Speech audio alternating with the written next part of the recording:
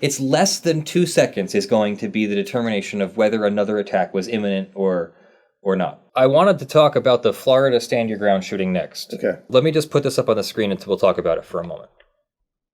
Last week, there was a situation in Florida. This is the short 25-second version. To give you a little bit of history or background, the man standing in the center of the screen has noticed that this white car that he's looking at is parked in a handicapped spot, possibly illegally. He was driving by and he pulled right into the parking lot, pulled right up. I think that's his car's bumper on the right there.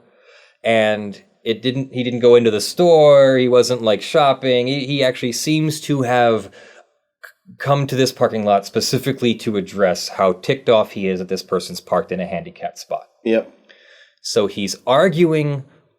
He's I'm going to call it like a vigilante kind of thing. He's like arguing or yelling at this person, telling them that they're not supposed to be in the handicapped spot. And viewer warning, parental discretion. This is a shooting video. A man gets shot here. It's not graphic, but the man does eventually die off camera. And that's just something that you need to know. Turn away if you don't want to watch this. I'm not going to play it with sound. I don't even think there is sound, but I'm not going to play it with sound. So the boyfriend comes out, takes a few steps. I counted them. There's 11 steps, pushes the guy. Several seconds go by, a gun comes out, and then the very next thing is that a shot goes off. Yep. I haven't even seen this part. That's just from the convenience store, from seeing him come out of the convenience store. So that's just seeing him come out of the convenience store. Yep. Okay. The man who gets shot then is actually still standing, and he walks back into the convenience store while holding his chest, and that's the last we see on that video. So I guess I do want to show it one more time here, this last part. Yeah, this is going to be the legal analysis. 1, 2, 3, 4, 5, 6, 7, 8, 9, 10, push. The man's down. Gun comes out. 1, 2. There's about 1 whole second there between the gun coming out and the shot. Yep. Now, Florida has what's called a stand your ground law. The way it used to be, if you were attacked, the victim had to retreat as far as possible. Yes. Before they were allowed to defend themselves with reasonable force. Yes. Florida and Pennsylvania, we're in a stand your ground state. And Virginia. All have now stand your ground laws. The law is phrased differently. You are instead allowed to defend yourself with reasonable force from any place where you may lawfully be. That's all it is. That's really all it is. You are allowed to use reasonable force to defend yourself from any place you may lawfully be allowed to be. Yeah. That man is allowed to be in the 7-Eleven parking lot. Therefore, if he gets attacked, he's allowed to defend himself. And his argument, of course, is, I got attacked, I defended myself. Right. However, reasonable force. Yes. It has to be based on an imminent threat of death or grievous bodily harm. Yeah. And so here in this scenario, what we saw is a guy get pushed to the ground. And then he backs away. So let's look at the seconds here, because we can do this, right? We can actually look through the frames on YouTube now. They let us do this. So there's a push at second number 10. The man falls to the ground. The second number 11. The perpetrator has not pursued. He's still standing there, but he's also just standing there. Yep. We're now at second 13. He is still standing there. Now a gun is visible at second 14. It wasn't a moment ago. Yep. Second 12, it's not quite visible. You can see him reaching for it, and anybody who knows what that motion that he's doing there knows he's reaching for a gun. Yeah. So you can so about this point, Mr. Pusher perpetrator, who's I'd be pissed off if somebody's yelling at my girlfriend too. But Mr. Pusher has seen that there's some kind of weapon at 13. So I want to go back as far as we can to see where the weapon is seen. So in 13, weapon comes out. 14, it's literally like 1.5 seconds. Yeah. But there's nothing going on in this. He's pushed, he's down, he can see. Yeah. They have made eye contact, and I'm now just looking, he's looking at him, Yeah. and then he goes, boom. That's not defense to me. Yeah, to me, the stand your ground issue is actually irrelevant, because in duty to retreat, you have to retreat if you're able and capable, right? So this guy is on the ground. His ability to retreat is somewhat compromised. So Sure. even if he had a duty to retreat, it's somewhat compromised. So I don't really think the stand your ground, not stand your ground is really relevant here. Doesn't come into it at all. What's more relevant to me is the proportionality of the force. Yeah, it's the reasonable force. You can only use deadly force in response to deadly force, which has been defined as death or grievous bodily harm, and the classic example of grievous bodily harm is rape. So you Sure. can use it if you are being assaulted to that level. Yeah. But being simply pushed to the ground, I don't think quite makes it. Well, wait a second. In his defense here, now I'm not taking sides because I agree, but in his defense here, the man just got pushed to the ground, violently pushed to the ground, unexpectedly. The guy who pushed him to the ground looks bigger than him, and the guy who pushed him to the ground sort of cleverly walked up to him and then pushed him. Instead of running up to him, warning him, if you don't stop yelling at my girlfriend, I'm going to push you, he walked up to him to make it seem like maybe he's not going to push him so that he could surprise him with the push.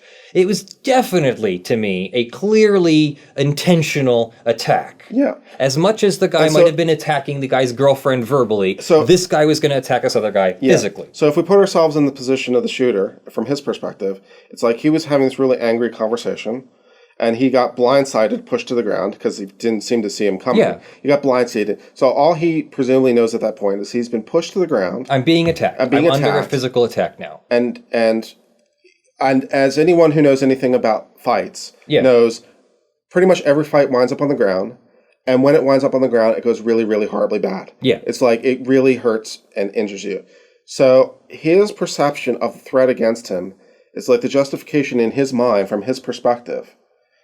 But see, still now at this point, we're arguing justification. We're not arguing stand your ground. I still think stand your ground is irrelevant. Yeah, stand your ground's irrelevant. So people are saying, this has nothing to do with people are saying this is a problem with stand your ground. I just don't think stand your ground ground is relevant. He would have had the right to shoot under the duty to retreat had there been, in my opinion, further attacks. Now, yes. Now, I've been attacked. I've been in fear. I get that the man on the ground is feeling a tremendous adrenaline rush. Yeah. He's feeling like there could definitely be more attacks. And very conveniently, look, my attacker is standing right there over me, puffing out his chest, going, "Hey, what are you doing with my girlfriend?" He's presenting himself as an easy target. I've got right now is the time to shoot him because I can definitely take him out right now before he can do anything else to me. So the defense's argument is, even if I had the duty to retreat, I couldn't have. I was literally laid flat on the ground. I couldn't retreat because I couldn't get up because he was hovering right over me. So I couldn't retreat even if I wanted to. I've been pushed to the ground violently. I was in fear of my life. But still at this point, we're still arguing justification. So yeah. I don't know whether, first of all, the sheriff who said this is a problem with stand your ground, I just fundamentally disagree. It's That's not BS. It's not a problem with the law. It's not a stand your ground issue. This is a reasonable force. It's an issue with justification. Is it justified or not? Justified homicide or justified self-defense. Yeah. So, and that should be submitted to a jury, my humble opinion. I think it's a tribal issue. I am a person who carries a concealed weapon, and if I did this, I would expect to be submitted to a jury. Yeah. Also, this is my worst nightmare. I would never do this. I've been attacked, and I do not draw my weapon just because I'm attacked. I've had people touch me, push me, whatever. That's not when you draw your weapon. I'm sorry. You draw your weapon when you see a life or death threat. You do not draw your weapon if there is a question. I'm sorry. I would rather be the victim of the life or death threat that I did not perceive properly than draw my weapon whenever I think that somebody doesn't like me and then shoot somebody because... I mean, frankly, that's one of the things. You don't draw your weapon unless you intend to fire. That's one of the rules. Yep. If you're trained, you're supposed to never draw your weapon unless you actually mean to fire it. It is not meant to be a threatening thing. It is meant to be only for defense. Yep. But if he had drawn his weapon to show, like, yes, I'm armed, don't touch me again, like, I want you to go away. He would not be allowed to fire a warning shot. Yeah, but even just drawing the weapon, it's like the attacker, the man who was standing, took some steps back. He didn't look like he was going to approach anymore. It looked like, if the shooter had said, like, back off, man, I'm going to get up, I'm going to go away, like, we're going to end this, then I think that the man who was standing would have let the thing end it, Yeah. But as we it's like, saw, you brought a gun to a word fight, to a shoving match.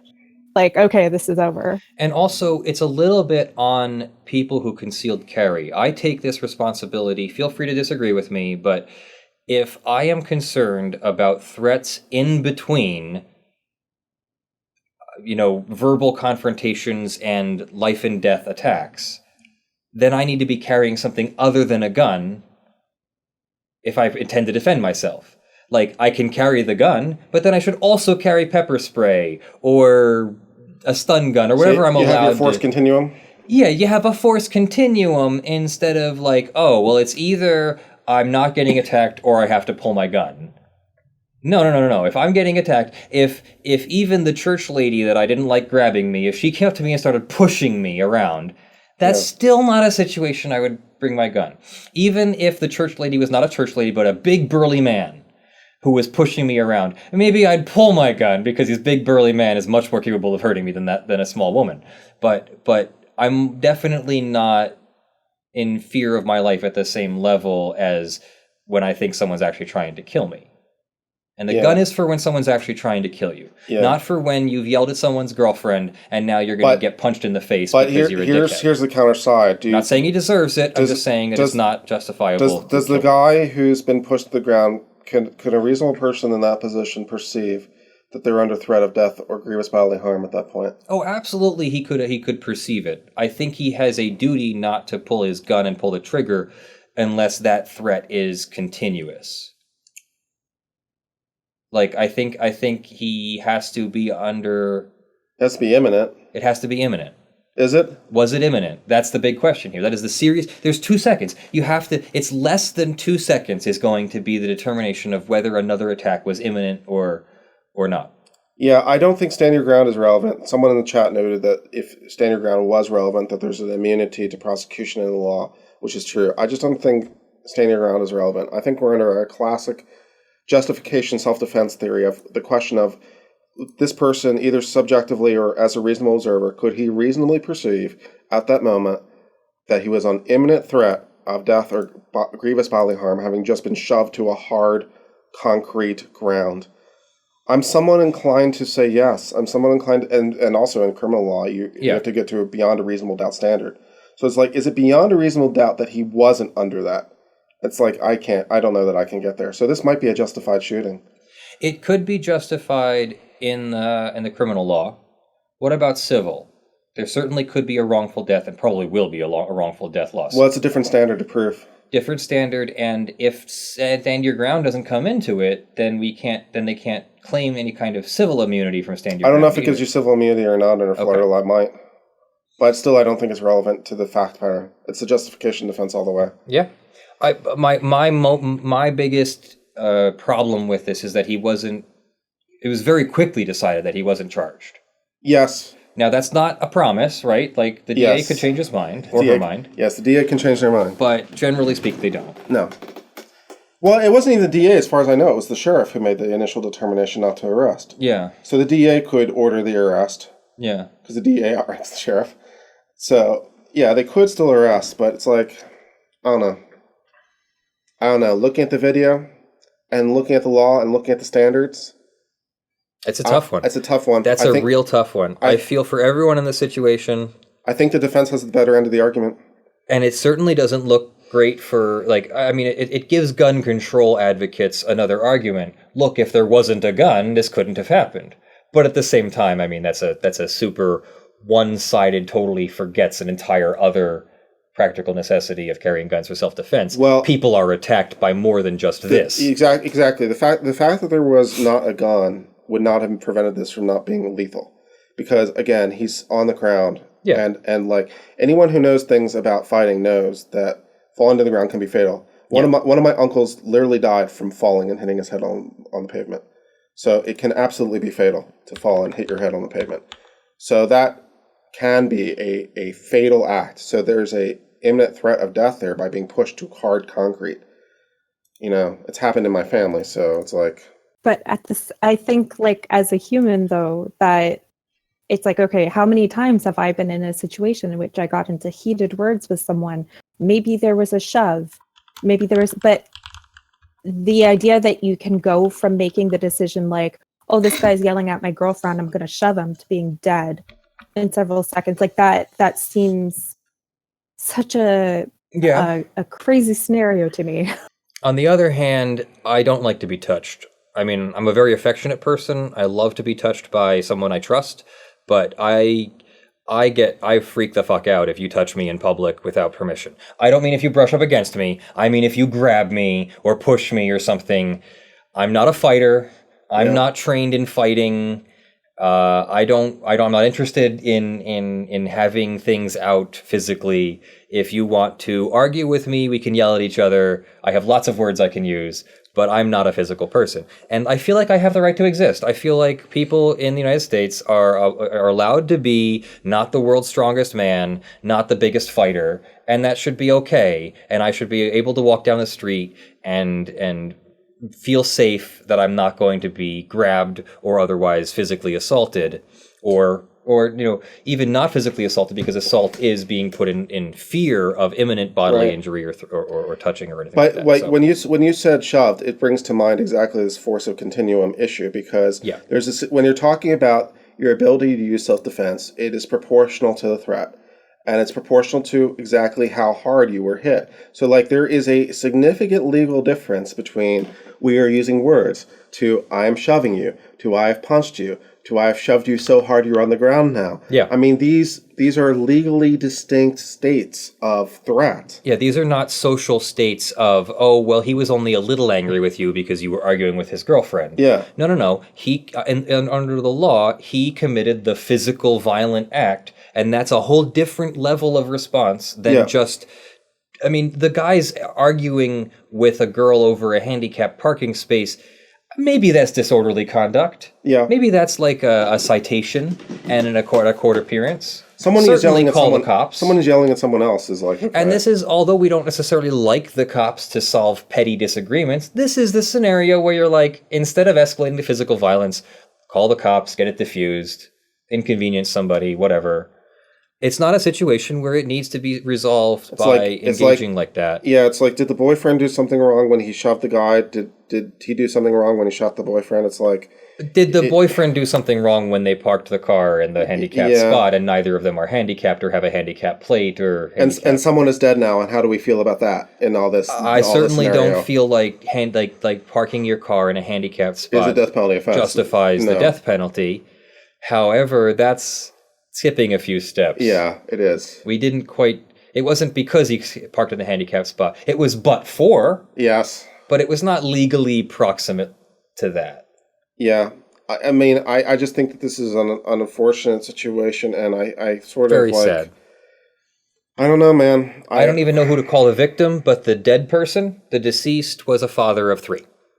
Yeah, and there was a child in the car at the time. And the son saw it. Yeah. So this is just parades of horrible, but it's like, it's like, okay, in our perfect universe where we're now going to rewrite the law to whatever we want to be. I don't know how we write the law. How are we rewriting the law to deal with this problem? People need fucking training. What should we do? People need training. What should we do to deal with this? I'm like, I don't know what to do. I don't know how to change the law to deal with this. Someone's dead. I don't know what to do. It doesn't fix it for that person who's dead. Certainly not. Well, even in the counterfactual, where it's like I could write the law so that would somehow be retroactively applicable. Yeah. So the guy's still alive now. It's like, what do I want my hypothetical law to be? It's like, what do you want the hypothetical law to be? It's like, I don't know how to fix this. Yeah. So, yeah. So my opinion is maybe, so Confessions of a Ladder Maker says the shooter should be in jail. Maybe the shooter should be charged and there should be a trial. But I don't know if it's one of those where the shooter's going to need to sit in jail awaiting trial. That's for people who are a flight risk, and somebody who's I don't know, I didn't read up on who they are, but I'm assuming both of them are local, are not flight risks. This was not that kind of crime. And homicide comes in its many different versions. There's like 6 of them, right? There's usually like murder 1, murder 2, sometimes murder 3. There's voluntary manslaughter, involuntary manslaughter. Sometimes there's like negligent, criminally negligent homicide. Yeah. And so, like, you know, it comes in its many, many versions. So it's certainly possible that there's a lesser offense here that be applicable. So I just don't know. The Brian Boru says, if someone is yelling aggressively towards my family, could I not perceive them as a threat? Yes, absolutely you can perceive them as a threat. You need to respond with reasonable force. Reasonable force, yeah. It means you can't escalate first. Yes. If they begin to escalate, you can then escalate and stop them with that next escalation. Yes. So if they begin to reach for a knife, and I don't just mean like you see a motion that in some universe you could vaguely interpret as them going for... I mean, if you see a knife... If you see the knife, you can shoot them. You can shoot them. Yeah. If you see a gun, you can shoot them. If they start charging at you, if they literally just run at you, you can technically shoot them. You're going to be justifying that a little bit more. But even police officers, we've seen that scenario where someone runs at you. You don't have time to go, wait, stop. Wait, you're not stopping. Right. Please stop. I mean it. No, you must be drawing your weapon and firing that entire time, or they reach you and kill you. Yeah, it really needs to be judged from the point of view of the reasonable observer in that moment. Mm-hmm. And in that moment, what did the guy know? What he knew is that he's been pushed to the ground to cement by forces unseen. There's a guy now hulking after him.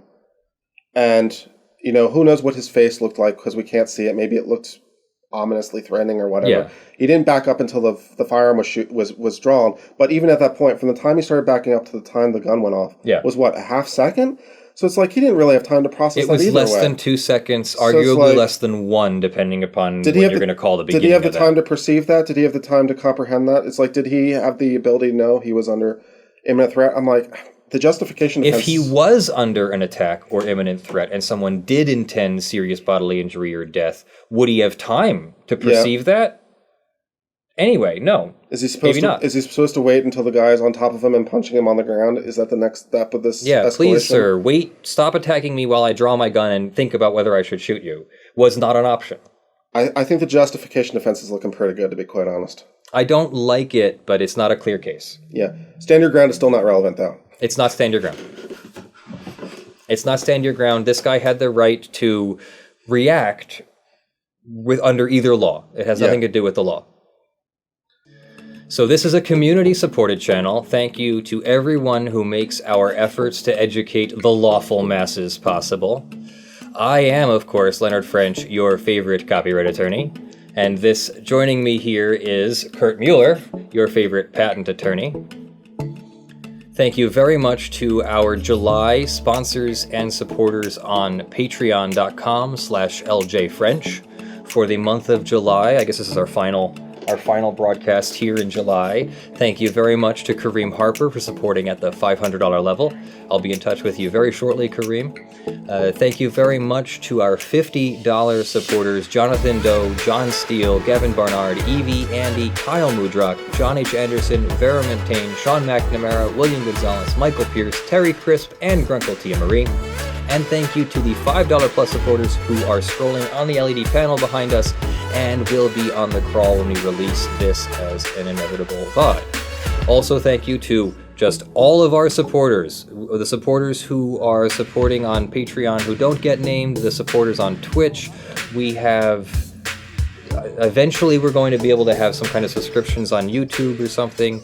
We have people who just out of the blue contact us and say, you know, can I donate a few dollars to your cause? And then, of course, a bunch of you donated money to Ilsa here, and Ilsa had a dog ACL surgery, and you guys helped us raise $2,000 towards getting the surgery because it's a $4,000+ surgery. Apparently I'll have to pay for x-rays and follow-ups too. So I'm only going to keep the first $2,000, and I have put in writing that anything over the $2,000 is going to Forgotten Felines and Fido's, my local no-kill dog and cat shelter. I know the guy who runs it, Dick Bowman, and the shelter is huge. They have hundreds of cats. And they take very good care of them. They go through lots of food. I mean, like hundreds of pounds of food a day, and they just need constant support. So it's not a small shelter. This is not where you get. They need like $20. Like I'm whatever. If we raise another $500 or $1,000, it's all going to them because they need it. So, thank you to everyone for your support. Thank you to Kurt for joining me, and that's all I have. Everyone have a great week. There, guys.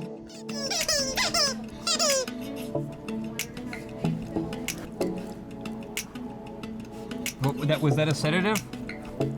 Yes, what I gave you was anti-anxiety. She does not seem to be in any pain. But then again, she's an Nielsen.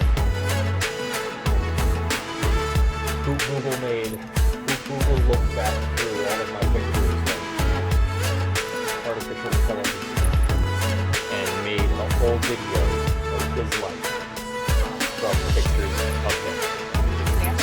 No. It was simultaneously amazing. Oh, I see you later, girl. You have a good day resting up. We've got you taken care of. I love you. You have a good day.